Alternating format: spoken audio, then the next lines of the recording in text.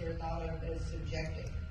One of the other appraisers that's here, her first question was, how can we be more definitive on this? Some of the things that I get a lot of pushback on are things like trip and fall hazards.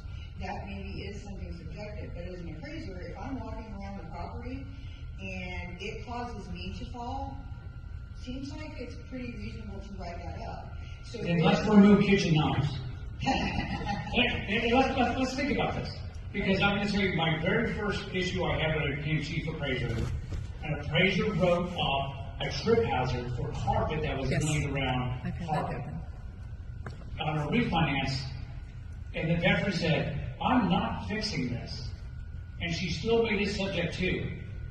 And when I called the appraiser, I said, let's remove kitchen knives. In fact, let's remove, you can't put shoes out in the middle of the living room floor, because I can trip over those too. In fact, you can't have golden retrievers with tennis balls, because I can trip over that too. That is absolutely silly that we're going to deny a veteran their federally earned benefit on their tripping hazard. Well, mine is more in relation to, when you have like a tripping hazard.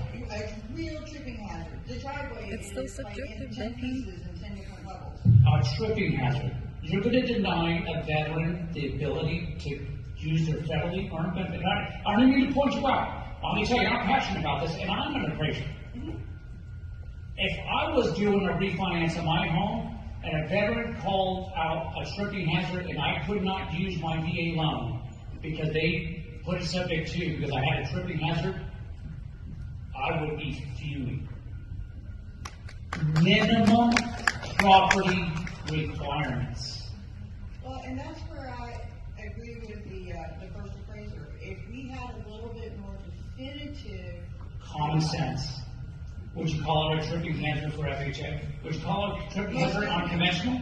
Most definitely. If the driveway is to the point where, it's raised 6, 7, 8 inches, causes a problem, maybe if it's 8 inches, then I think we got something defective. Right. That 8 inches isn't a tripping hazard, that's a step. Where do we draw the line? Common sense.